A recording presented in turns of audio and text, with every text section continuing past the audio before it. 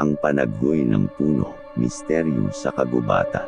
Sa malayong bayan ng Chaong sa lalawigan ng Quezon, doon naninirahan si Tonton, isang nagtatrabahong magniniyog sa kanyang bukirin. Isang umaga, habang naglalakad siya sa kagubatan malapit sa kanilang bahay, napansin niya ang isang puno na nakatayo sa gitna ng masukal na kagubatan. Ang puno ay may tila nakakatakot na anyo, parang isang anino na palaging sumusunod sa kanyang mga kilos. Nang dumating ang gabi, naririnig ni Tonton ang kakaibang panaghoy mula sa kagubatan. Ang malamig na hangin ay nagdudulot ng malamig na kidlat na nagbibigay takot sa kanyang kalooban. Isang gabi, tinanong niya ang mga lokal na matatanda tungkol sa puno, at doon natuklasan ni Tonton ang kasaysayan ng misteryosong puno. Ayon sa mga kwento ng mga matatanda, ang puno ay dating pinaglagyan ng mga itinuturing na dyablo sa kasaysayan ng bayan. Sinasabing may mga ritual na ginanap doon noong mga unang panahon, at nagdulot ito ng sumpa sa lugar. Simula noon, naririnig ang mga panaghoy mula sa puno na nagsisilbing paalala sa mga taong nagtatangkang malapitang-lapitan ito. Sa mga susunod na gabi, nadama ni Tonton na parang may kakaibang puwersa na humihigop sa kanya patungo sa kagubatan. Ngunit, tila ba may isang hindi nakikitang pader na humahadlang sa kanya, nagiging malabo ang kanyang paningin, at tila ba may mga anino na sumusunod sa kanya. Isang gabi, tinaglay si Tonton ng takot nang bigla siyang narinig na kahol ng mga asong ulol sa malapit. Pilit niyang tinakasan ang nakakatakot na kagubatan, ngunit ang mga anino ay lalong damadami at bumabalot sa kanyang paligid. Nang mapansin niya ang puno na parang naglalakad na kasunod niya, napagtanto niyang ito ang nagdudulot ng nakakatakot na pangyayari. Ang panaghoy ng puno ay bumabalot sa kanyang pandinig at nagdudulot ng agam-agam sa kanyang damdamin. Sinusundan siya ng mga anino, nagiging mas malakas ang kakaibang hangin, at nadarama niya ang presensya ng mga itinuturing na dyablo sa lugar. Tonton, sa kabila ng kanyang takot, nagdesisyon na suriin ang misteryo ng puno. Nagkaroon siya ng kaaya-ayang lakas ng loob na lumapit sa puno at magtaglay ng lihim na mga anting-anting na inalok ng isang mangkukulam mula sa kalapit bayan. Sa kanyang pagsikap, natuklasan ni Tonton ang ligaya sa kanyang puso, at tila ba unti-unting nawawala ang mga anino sa kanyang paligid. Ngunit, bago pa man niya maisip kung ano ang kanyang magiging susunod na hakbang, bigla siyang inusab ng puno patungo sa isang matandang puno na may malalaking ugat na kumikislap na parang mga mata. Doon, napagtanto ni Tonton na ang puno ay hindi nagdudulot ng takot, kundi nagbibigay babala sa mga tao na huwag pabayaan ang mga masamang puwersa na makakasama sa kanilang kagubatan. Sa pagsikap na ito, nagkaroon ng pagtutulungan si Tonton at ang puno. Ngunit, ang kanyang pag-alam sa misteryo ay bumukas lamang sa mas makakakatakot na mga pangyayari. Ang kagubatan ay tila naging pinto sa ibang dimensyon, kung saan ang mga anino ay mas lalong dumarami at nagiging mas matindi ang kanilang pang-aakit. Dahil sa kakaibang pangyayari, nagbago ang takbo ng karanasan ni Tonton. Sa pagpasok niya sa kakaibang dimensyon ng kagubatan, napagtanto niyang ang lahat ng paligid ay nag-iba. Ang mga puno ay nagkaroon ng sinistrong kakayahan, at ang hangin ay puno ng hindi maipaliwanag na tensyon. Habang siya'y naglalakad, napagtanto ni Tonton na ang kagubatan ay isang paraiso para sa mga kaluluwa na nawala sa tamang landas. Ang mga anino ay hindi lamang nagtataglay ng pang-aakit, kundi nagiging mga higanteng nilalang na may matang parang putik. Sila'y bumabalot sa kanya, dumadapos sa kanyang balikat, at nagdadala ng malamig na hangin ng kaharian ng kaluluwa. Sa harap ni Tonton, nagpakita ang isang ulo ng babaeng may dilaw na mga mata. Siya'y lumapit ng dahan-dahan at nagsalita sa isang tinig na nagmumula sa ilalim ng lupa. Tonton, ikaw ang hinirang na magbalik ng kapayapaan sa aming kaharian. Ang kagubatan ay hindi dapat maging tanawin ng takot, kundi isang pinto ng pag-asa para sa mga naliligaw na kaluluwa. Nagising si Tonton, natagpuan niyang nakaupo sa ilalim ng puno na dating nagdudulot ng takot.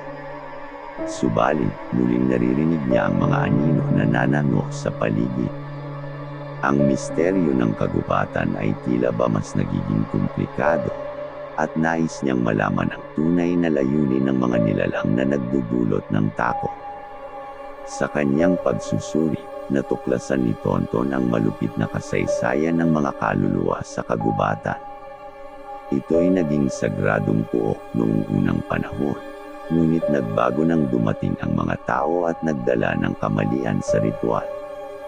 Dahil dito, nagkaroon ng hidwaan sa pagitan ng mga tao at ng mga espiritu ng kagubatan.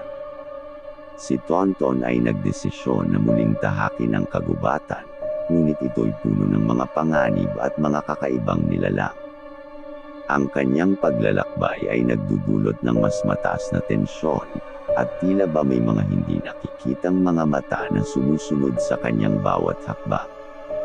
Sa kanyang pagtahak, natuklasan ni Tonton ang isang lihim na altar sa gitna ng kagubatan. Isang mabangis na halimaw na tila ba nanggaling sa ibang dimensyon ay naroon, at ito ang nagdadala ng takot sa kanyang puso. Ang halimaw ay nagbigay babala kay Tonton, "Tonton, hindi mo kayang baguhin ang itinakda sa aming kaharian. Kami ang hari ng kagubatan, at ikaw ay dapat sumunod sa aming kapangyarihan."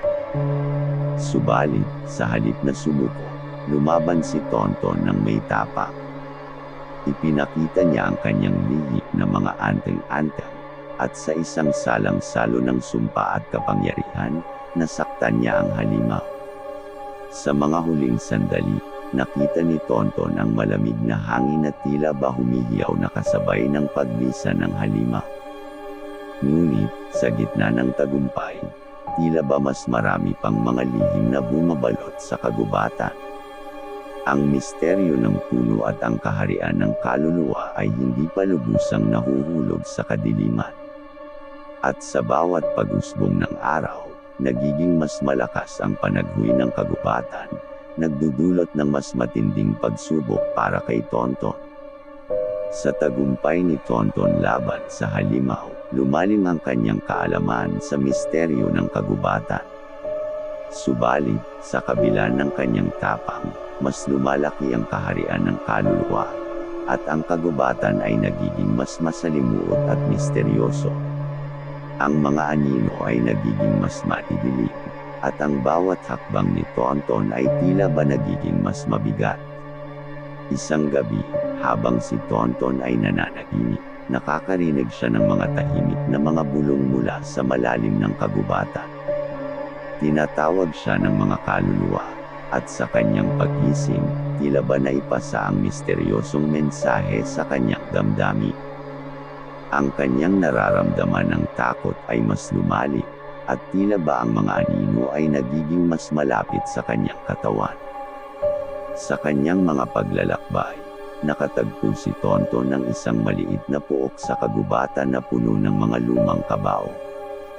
Ang kanyang damdamin ay nagsasabing may mga kaluluwang nanano dito, at tila ba sila'y umaasang makalaya mula sa sumpang damapo sa kanilang kaharian. Si Tonton, na puno ng determinasyon, nagdesisyon na tulungan ang mga kaluluwang ito. Sa pagninilay-nilay, napagtanto ni Tonton na ang pagtulong sa mga kaluluwa ay magdadala sa kanya ng mas malalim na kaalaman at pag-usbong ng kanyang misyon. Sinundan niya ang mga tahimik na panaghuwi ng kaluluwa, at dinala siya sa isang napakalalim na bahagi ng kagubatan. Doon, natagpuan ni Tonton ang isang lihim na pintuan na tila ba nagdadala sa ibang dimensyon. Nang buksan niya ito, napagtanto niyang ang likas na kapangyarihan ng puno ay mas higit pa sa kanyang iniisip. Sa kabilang dako, natagpuan niya ang kaharian ng kaluluwa, isang mundo na puno ng lihim, pangako, at takot. Isang matandang babae ang lumapit sa kanya, ang reyna ng kaharian. Sa malamig na tinig, sinabi niya kay Tonton, "Ikaw ang hinirang na muling buhayin ang kaharian ng kaluluwa, ngunit sa bawat pagbangon ay may kaakibat na sakripisyo. Handa ka bang isakripisyo ang sarili mong kaligtasan para sa kapayapaan ng aming kaharian?" Ang tanong na iyon ay nagdulot ng malaking takot kay Tonton. Subalit, alam niyang kailangang gawin ang nararapat. Sa kanyang matapang na puso, sumagot siya, "Oo, ako'y handang magsakripisyo para sa kapayapaan ng kagubatan at kaharian ng kaluluwa." Agad siyang hinawakan ng matandang reyna sa kanyang noo, at biglang napadako ang lahat sa kanyang paligid. Ang kanyang katawan ay tila ba nanganganib, at ang kanyang mga mata ay napuno ng parang putik. Ang reyna ay bumulong, "Sa iyong tapang, Tonton, ikaw ang magsisilbing ilaw sa madilim na kagubatan." Sa pagtakbo ng oras, namulat si Tonton sa isang lugar na hindi pamilyar. Ang kanyang katawan ay tila ba nagdala ng ibang uri ng enerhiya, at tila ba ang buong kagubatan ay nagkaroon ng buhay. Ngunit, ang kanyang kasiyahan ay agad na napalitan ng takot nang makita niyang tila ba ang kaharian ng kaluluwa ay nagiging mas masalimuot at mapanganib. Ano kaya ang hinaharap para kay Tonton sa kaharian ng kaluluwa? Makakamtan ba niya ang kapayapaan sa kagubatan? O magiging dahilan ba siya ng mas malupit na panganib? Alamin sa mga susunod na kabanata ng misteryosong kwento. Sa pagkakarating ni Tonton sa kaharian ng kaluluwa, napagtanto niyang ang kapaligiran ay nagbago. Ang dating magandang lugar ay napuno ng anino at masalimuot na nilalang. Sa bawat paghakbang niya, naririnig niya ang mga pag-ungol ng mga hindi maipaliwanag na nilalang mula sa dilim. Ang matandang reyna, sa kanyang kinatatayuan, ay bumulong ng pangako at babala, "Tonton, ikaw ang hinirang na muling buhayin ang kaharian ng kaluluwa. Subalit, sa iyong pagbabalik sa mundong ito, hindi mo kayang likhain ang kapayapaan ng hindi kinakailangang magsakripisyo." Sa kanyang pag-angat ng mata, napagtanto ni Tonton ang mga anino na bumabalot sa kanyang paligid. Ang mga kaluluwa na tila ba naghihintay ng kanyang desisyon. Ang takot ay bumalot sa kanyang puso, subalit may kakaibang lakas sa kanya na nagtutulak na ituloy ang misyon. Nang bumalik si Tonton sa mundong tahanan, napagtanto niyang ang kanyang pag-ibig sa bayan at sa kagubatan ay magiging dahilan ng kanyang masusing pagsusuri sa katotohanan. Ang mga anino ay naglalaho at bumabalik sa kanilang puno, ngunit ang mga mata ng mga tao sa bayan ay tila ba nagkaroon ng masusing pagmamasid sa kanya. Ngunit, habang ang bayan ay tila ba bumabalik sa normal, napagtanto ni Tonton na may mga hindi pangkaraniwang pangyayari na nagaganap. Ang mga tao ay nagiging mas misteryoso, nag-iiba ang kanilang kilos, at may ilang pagkakataon na nakikita niyang ang mga anino ay bumabalik sa pagsusuri sa kanyang mga galaw. Isang gabi, habang siya'y naglalakad pauwi, napagtanto ni Tonton na tila ba may mga anino na sumusunod sa kanya. Naririnig niya ang mga malulupit na tinig na nagpapahayag ng hinanakit at galit. Ang bayan ay napuno ng hindi maipaliwanag na enerhiya, at ang mga tao ay tila ba nagiging bahagi na ng misteryo ng kagubatan. Ang matandang puno sa gitna ng kagubatan ay bumabalik sa kanyang panaginip, nagbigay babala ng masamang agos na maaaring magdala ng panganib sa bayan. Sa kanyang pagsusuri, napagtanto ni Tonton na ang lihim na pintuan sa kaharian ng kaluluwa ay hindi lubusang naipasara. Muling bumabalik ang mga kaluluwa sa bayan, dala ang masalimuot na lihim ng kanilang kaharian. Sa kabila ng takot at pangamba, nagdesisyon si Tonton na muling harapin ang lihim ng kaharian ng kaluluwa. Tinatahak niya ang madilim na landas patungo sa pintuan, at doon ay natagpuan ang matandang reyna na tila ba naghihintay sa kanya. Ang kanyang mga mata ay puno ng lungkot at pangako. Ang iyong pagbabalik ay may dalang masamang agos, Tonton. Ang kaharian ng kaluluwa ay nababalot ng panganib na maaaring maging dahilan ng pagkakasira ng mundo. Ngunit, ikaw ang huling pag-asa. Handa ka bang magsakripisyo para sa ikakabuti ng lahat? Bulong ng matandang reyna. Sa kabila ng pangamba, nagpatuloy si Tonton sa paglakbay. Ang mga kaluluwa sa bayan ay nagiging mas matindi ang pag-atake, at tila ba ang bayan ay unti-unting bumabalik sa kadiliman ng kagubatan. Ang pintuan ng kaharian ay tila ba nagiging mas malabo, at ang takot sa kanyang puso ay lumalaki. Sa bawat pag-ikot ng oras, lalong lumalim ang takot sa kagubatan. Ang bayan ni Tonton ay bumabalik sa pagkakasakop ng dilim, at ang mga tao ay tila ba unti-unting nawawalan ng pag-asa. Sa kabila ng mga panganib, nagdesisyon si Tonton na ipagpatuloy ang kanyang misyon sa kaharian ng kaluluwa. Ang kanyang paglalakbay patungo sa lihim na pintuan ay tila ba nagiging mas komplikado. Ang mga anino ay mas nagiging masalimuot at ang mga pag-atake ng mga kaluluwa ay mas matindi. Naririnig niya ang mga panaghoy na tila ba humihingi ng tulong, ngunit ang takot na bumabalot sa paligid ay nagiging sagabal sa kanyang katinuan. Sa kanyang paghakbang, natagpuan ni Tonton ang isang malaking kuweba na tila ba naglalaman ng mga lihim ng kagubatan. Doon, nakatagpo siya ng mga kasaysayan na nagpapakita ng mga panganib na nagdaan sa bayan. Ang mga matatanda ay nag-iwan ng mga babala at sinumpaang hindi dapat takbuhan. Habang naglalakbay si Tonton sa loob ng kuweba, napagtanto niyang may kaharian ng kaluluwa sa ilalim nito. Ang pintuan ay bukas, ngunit ang masalimuot na lihim ng kaharian ay naglalakip sa panganib na nag-aantay sa bawat hakbang. Ang kanyang pagtutuklas ay nagdadala ng mas maraming pag-atake mula sa mga kaluluwa, at ang kagubatan ay tila ba umiiyak na nangangailangan ng tulong. Sa pagtungo niya sa kaharian, natagpuan ni Tonton ang matandang reyna na naghintay sa kanya. Ang kanyang mga mata ay puno ng pangungulila, at sa kanyang pagmumukha ay mababasa ang sakripisyo na nag-aantay. Mahirap ang landas na iyong tinatahak, Tonton. Subalit, sa bawat pag-ikot ng oras, lumalaki ang panganib. Handa ka bang isakripisyo ang sarili mo para sa kaligtasan ng kagubatan? Bulong ng reyna. Sa pagtupad niya ng pangako, inihatid si Tonton ng reyna sa isang lugar na puno ng misteryo. Ang mga kaluluwa ay nag-uumpugang naghihintay sa kanilang kapalaran.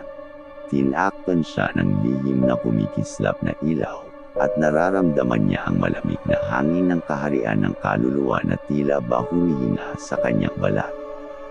Ang mga kaluluwa ay nagbigay babala na siya'y haharap sa isang matindi at masalimuot na pagsubok.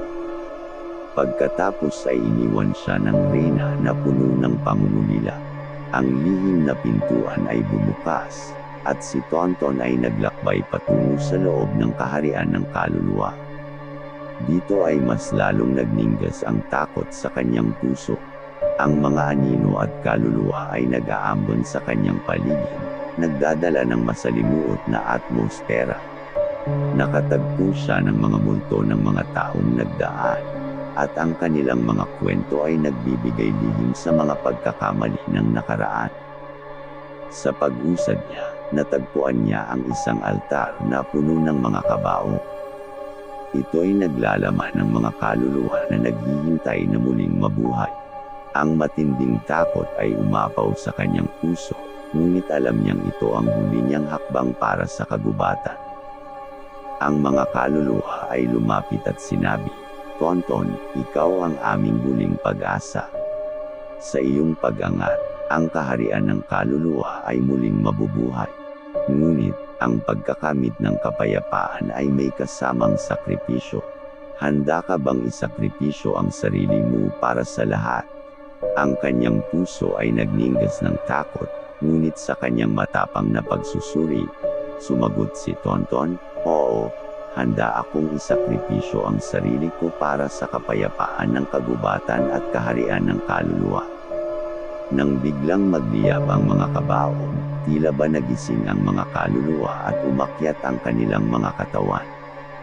Ang lihim na pintuan ay sumiklab ng liwanag, at ang mga anino ay nawala. Sa kanyang huling sandali, naririnig ni Tonton ang mga ngumiti at nagpapasalamat na tinig ng mga kaluluwa. Ngunit, ang lihim na pintuan ay nagsisimula ng mabagsak. Ang oras ay parang naglalaro, at alam ni Tonton na kailangan niyang madali ang umalis bago ang pintuan ay tuluyang magsara. Subalit, bago ito mangyari, napagtanto niyang ang kanyang sarili ay natatakpan ng mga kaluluwa na nagpapahayag ng pag-asa at pasasalamat. Ang pintuan ay nagsara, at ang kagubatan ay unti-unting bumalik sa normal. Ang mga tao sa bayan ay nagising mula sa kanilang panaginip na pagkakaugnay sa kaharian ng kaluluwa. Ngunit, ang bayan ay hindi na kailanman nakalimutan ang nagdaang pangyayari at ang kabayanihan ni Tonton. Sa kanyang pagpapakasakit at sakripisyo, nagtagumpay si Tonton sa pagsilbing ilaw sa madilim na kagubatan. Subalit, hanggang kailan mapanatili ang kapayapaan? Ano ang susunod na hakbang para kay Tonton? Alamin sa mga susunod na kabanata ng misteryosong kwento. Matapos ng pagtatagumpay ni Tonton sa pagbuksan ng pintuan ng kaharian ng kaluluwa, tila ba ang kapayapaan ay nagbalik sa bayan. Ngunit sa likod ng yugto ng pananahimik, isang masalimuot na pangyayari ang naglilihim sa dilim ng kagubatan. Habang naglalakbay si Tonton patungo sa bayan, napagtanto niyang ang mga tao ay tila ba hindi nakakakita sa kanya. Ang kanilang mga mata ay puno ng pagtataka at takot, at ang kilos ng mga tao ay nagiging misteryoso. Tinatahak niya ang mga daang kilala, ngunit parang nag-iba na ang lahat sa kanyang paligid. Sa pagpunta niya sa bayan, nakatagpo siya ng mga anino na parang nagmamasid at sumusunod sa kanyang mga galaw. Ang hangin ay puno ng tensyon, at tila ba ang buong bayan ay nagiging saksi sa kanyang bawat hakbang. Nang may dumaang mga tao, napagtanto niya na parang hindi siya nakikita, tila ba isang multo sa kanilang mga mata. Ang matandang puno sa kagubatan ay muli siyang bumulong sa kanyang panaginip, nagdadala ng masalimuot na babala. Tonton, ang kapayapaan na iyong iniligtas ay nagdala ng bagong panganib. Ang pagbubukas mo ng pintuan ay nagdulot ng paghihimagsik ng mga anino. Ang bayan ay ngayon sa ilalim ng kanilang kapangyarihan. Nababalot si Tonton ng takot at pangamba, ngunit batid niyang hindi siya pwedeng sumuko. Gumising siya sa madaling araw at napagtanto na tila ba mas masalimuot ang kagubatan. Ang mga anino ay lalong dami-dami, at ang mga kaluluwa ay tila ba nagdadala ng mas malupit na mga mensahe. Sa kabila ng pagiging imperpektong bayan, nagdesisyon si Tonton na harapin ang mga anino. Tinatahak niya ang daang patungo sa kaharian ng kaluluwa, na ngayon ay mas nagiging misteryoso at mas malupit ang kapangyarihan. Sa bawat hakbang, ang kanyang puso ay parang nagliliyab ng takot at pangamba. Nang makarating siya sa pintuan ng kaharian, napagtanto ni Tonton na tila ba ang pag-asa ay nauupos na. Ang pintuan ay masalimuot, at ang mga anino ay naglilipana. Muling bumulong ang matandang reyna. Tonton, sa iyong paglalakbay, isang bagong uri ng panganib ang nagbukas. Handa ka bang ipagpatuloy ang iyong misyon? Sa kabila ng takot, ang kanyang puso ay nagtagumpay sa pagdedesisyon. Oo, Handa akong harapin ang masalimuot na panganib at isakripisyo ang sarili ko para sa bayan at kagubatan, sagot ni Tonton. Ang matandang reyna ay ngumiti, ngunit ang kanyang mga mata ay nagdudulot ng agam-agam. Bumukas ang pintuan, at si Tonton ay nilaybot sa mas masalimuot na bahagi ng kaharian ng kaluluwa. Ang mga kaluluwa ay tila ba nagbibigay babala sa kanya, at ang kagubatan ay mas nagiging masalimuot at misteryoso. Sa pagtahak sa kaharian, natagpuan ni Tonton ang isang lugar na puno ng mga nilalang na hindi maipaliwanag. Sila'y naglalakad sa dilim, tila ba nagdudulot ng takot at pangamba.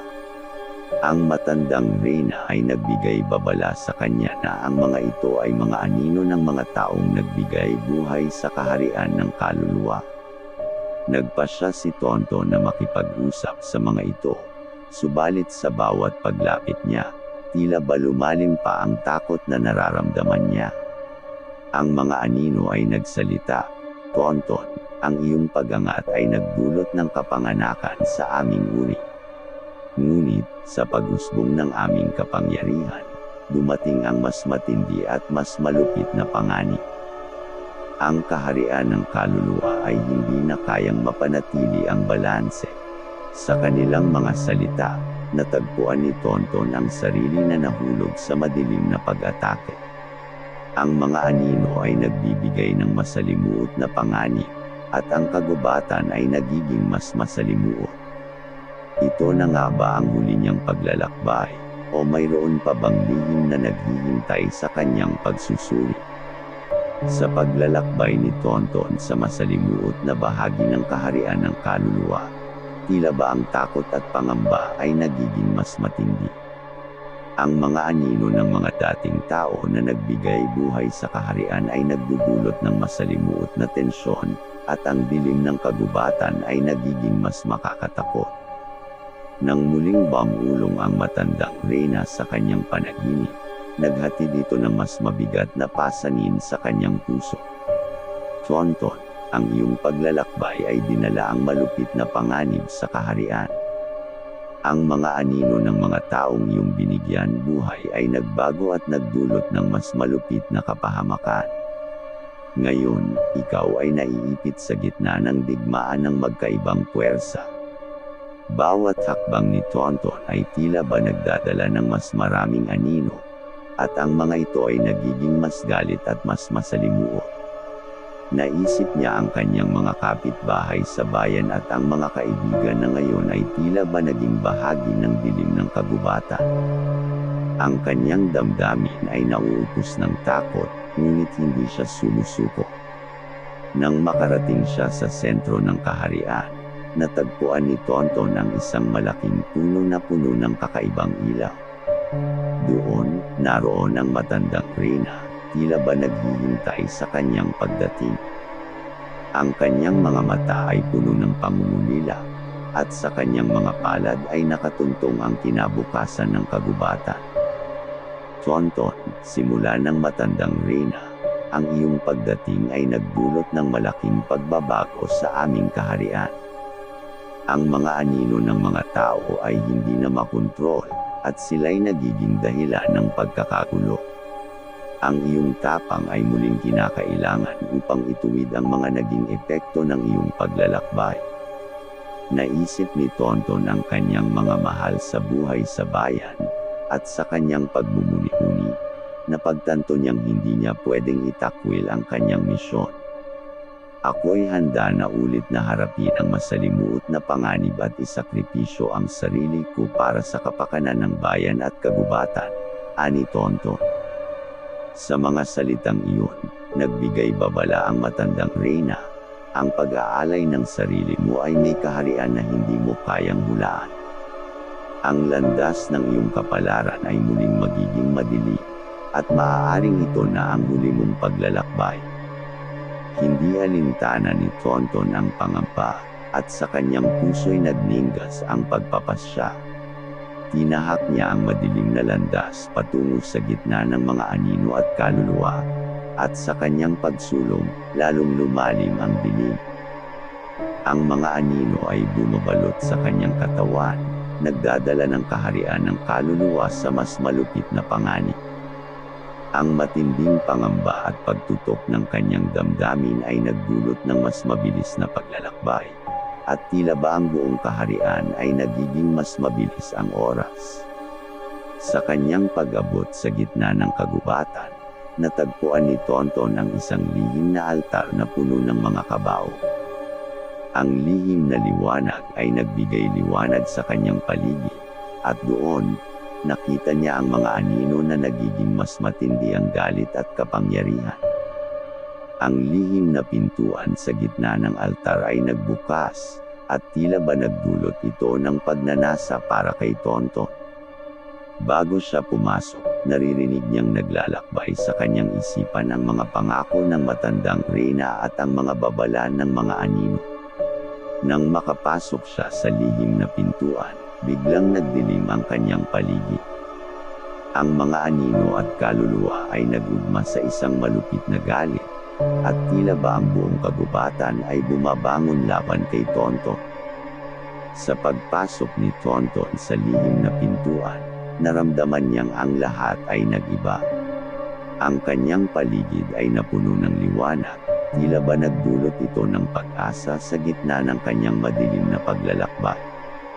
Ang mga anino at kaluluwa ay unti-unting nawala, at sa kanyang harapan ay naglaho ang masalimuot na kagubatan.